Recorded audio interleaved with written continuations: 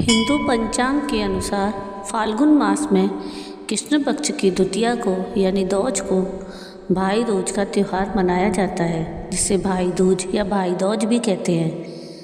हिंदू धर्म में भाई दूज का विशेष महत्व होता है।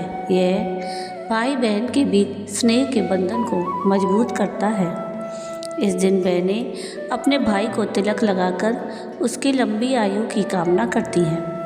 जिस तरह से दिवाली के बाद भाई दूज मनाकर भाई की लंबी उम्र की कामना की जाती है और उसे नरक की यातनाओं से मुक्ति दिलाने के लिए उसका तिलक किया जाता है, उसी प्रकार होली के बाद भाई का तिलक करके होली की दौज मनाई जाती है, जिससे भाई को सभी प्रकार के संकटों से बचाया जा सके। शास्त्रों के अनुसार होली के अगले दिन भाई को तिलक करने से उसे सभी प्रकार के संकटों से मुक्ति मिलती है। भाई को तिलक करने के बाद भाई दूज की कथा सुनना भी बहुत महत्वपूर्ण है। तो आइए सुनते हैं भाई दूज की कथा। राधे राधे, ब्रिजधाम चैनल में आप सबका स्वागत है। तो आज हम होली की दौज यानी भाई दूज की कथा सुनेंगे। अगर आपको ये कथा पसंद आए तो प्लीज़ इसको लाइक शेयर ज़रूर कीजिएगा और प्लीज़ मेरे चैनल को सब्सक्राइब कीजिएगा और कमेंट में राधे राधे ज़रूर लिखिएगा। एक बुढ़िया माई थी, उसके 7 बेटे और एक बेटी थी। बेटी की शादी हो चुकी थी। जब भी उसके बेटे की शादी होती, फेरों के समय एक नाग आता और उसके बेटे को डस लेता और बेटे की वहीं मृत्यु हो जाती और बहू विधवा हो जाती। इस तरह उसके 6 बेटे मर गए। 7वें की शादी होनी बाकी थी। इस तरह अपने बेटों के मर जाने के दुख से बूढ़ी माई रो रो के अंधी हो गई थी। भाई दूज आई तो भाई ने कहा कि बहन माँ, मैं भी अपनी बहन से तिलक कराने जाऊँगा। माँ ने कहा ठीक है। उधर जब बहन को पता चला कि उसका भाई आ रहा है तो वह खुशी से पागल होकर पड़ोसन के गई और पूछने लगी कि जब बहुत प्यारा भाई घर आए तो क्या बनाना चाहिए। तो पड़ोसन उसकी खुशी को देखकर जल भुन गई और कह दिया कि दूध से रसोई ले और घी में चावल पका। बहन ने ऐसा ही किया। उधर भाई जब बहन के घर जा रहा था तो उसे रास्ते में सांप मिला। सांप उसे डसने को हुआ तो भाई बोला, तुम मुझे क्यों डस रहे हो? सांप बोला कि मैं तुम्हारा काल हूँ और मुझे तुमको डसना है। भाई बोला कि मेरी बहन मेरा इंतज़ार कर रही है। मैं जब तिलक करा के वापस लौटूंगा तब तुम मुझे डस लेना। सांप ने कहा, भला आज तक कोई अपनी मौत के लिए लौट के आया है जो तुम आओगे? भाई ने कहा, अगर तुझे यकीन नहीं है तो तू मेरे झोले में बैठ जा। जब मैं अपनी बहन के तिलक कर लूँ तब तू मुझे डस लेना। सांप ने ऐसा ही किया। अब भाई बहन के घर पहुँच गया। दोनों बड़े खुश हुए। भाई बोला, बहन जल्दी से खाना दे, बड़ी भूख लगी है। अब बहन भी क्या करे, ना तो दूध की रसोई सूखे और ना ही घी में चावल पके। भाई ने पूछा, बहन तू इतनी देर क्यों लगा रही है? तू ऐसा क्या बना रही है? तब बहन ने बताया कि वह क्या कर रही है। तो भाई बोला, पगली, कहीं घी में चावल पकते हैं या दूध से कोई रसोई लिपी है? अब तू ऐसा कर, गोबर से रसोई लीप और दूध में चावल पका। बहन ने ऐसा ही किया। खाना खा के भाई को बड़ी जोर की नींद आने लगी। इतने में बहन के बच्चे आ गए। बोले कि मामा मामा हमारे लिए क्या लाए हो? तो भाई बोला कि मैं तो कुछ नहीं लाया। बच्चों ने वह झूला ले लिया जिसमें सांप था। जैसे ही उसे खोला उसमें से हीरे का हार निकला। बहन ने कहा कि भैया तूने बताया नहीं कि तू मेरे लिए इतना सुंदर हार लाया है। तो भाई बोला, बहन तुझे पसंद है तो तू ले ले, मुझे हार का क्या करना। अगले दिन भाई बोला कि बहन अब मैं जाऊंगा, तू मेरे लिए खाना बना दे। बहन ने उसके लिए लड्डू बना के एक डब्बे में भर के रख दिए। भाई कुछ दूर जाकर थक कर एक पेड़ के नीचे सो गया। उधर बहन के बच्चों को जब भूख लगी तो माँ से कहा कि माँ खाना दे दो। माँ ने कहा, खाना बनने में तो अभी देर है। तो बच्चे बोले कि मामा को जो रखा है वही दे दो। तो वह बोली कि लड्डू बनाने के लिए बाजरा पीसा था, वह लड्डू बचे पड़े हैं, चक्की में जाकर खा लो।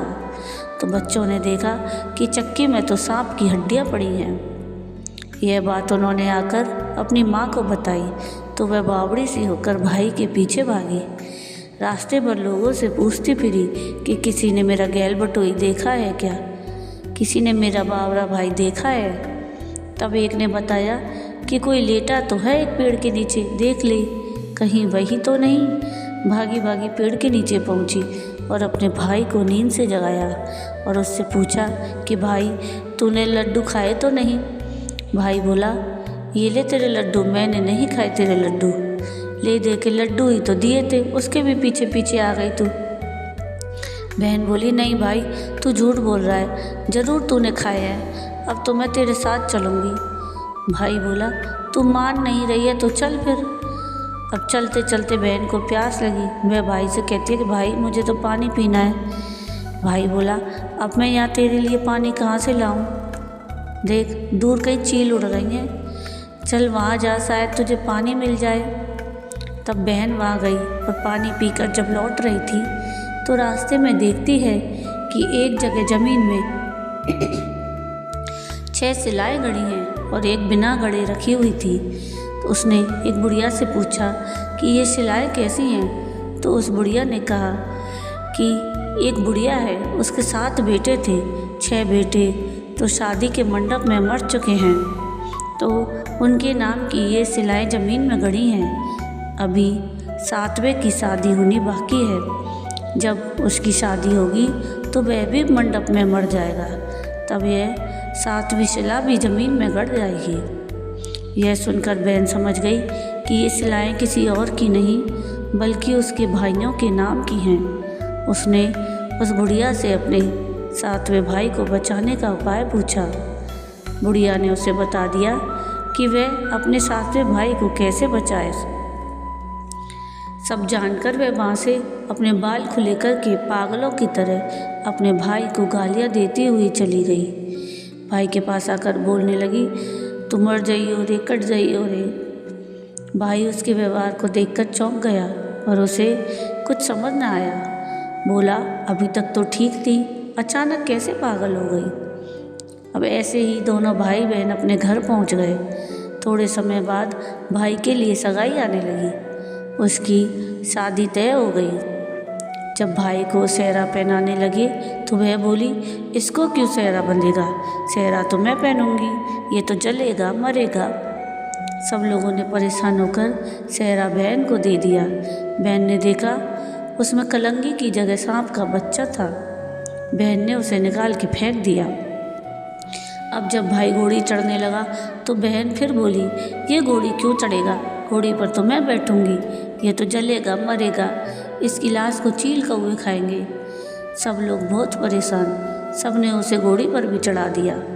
अब जब बारात चलने को हुई तब बहन बोली, ये क्यों दरवाजे से निकलेगा, ये तो पीछे के दरवाजे से जाएगा, आगे के दरवाजे से तो मैं जाऊंगी। जब वह दरवाजे के नीचे से जा रही थी तो दरवाज़ा अचानक गिरने लगा। बहन ने एक ईंट उठाकर अपनी चुनरी में रख ली और दरवाज़ा वहीं रुक गया। सब लोगों को बड़ा अचंभा हुआ। सब लोग बोले कि ये तो पागल नहीं, ये तो कुछ जानती है। रास्ते में एक जगह बारात रुकी तो भाई को पीपल के पेड़ के नीचे खड़ा कर दिया। बहन कहने लगी, ये छाँव में क्यों खड़ा होगा, ये तो धूप में खड़ा होगा, छाँव में तो मैं खड़ी होंगी। जैसे ही वह पेड़ के नीचे खड़ी हुई, पेड़ गिरने लगा। बहन ने एक पत्ता तोड़कर अपनी चुनरी में रख लिया, पेड़ वहीं रुक गया। अब तो सबको विश्वास हो गया कि ये बावली कोई जादू टोना सीख कर आई है, जो बार बार अपने भाई की रक्षा कर रही है। ऐसे करते करते फेरों का समय आ गया। जब दुल्हन आई तो उसने दुल्हन के कान में कहा कि अब तक तो मैंने तेरे पति को बचा लिया, अब तू ही अपने पति को और साथ ही अपने मरे हुए जेठों को बचा सकती है। फेरों के समय एक नाग आया। वो जैसे ही दूल्हे को डसने को हुआ, दुल्हन ने उसे एक लोटे में भर के ऊपर से प्लेट से बंद कर दिया। थोड़ी देर बाद नागिन लहराती लहराती हुई आई। दुल्हन से बोली कि तू मेरा पति छोड़। दुल्हन बोली कि पहले तू मेरा पति छोड़।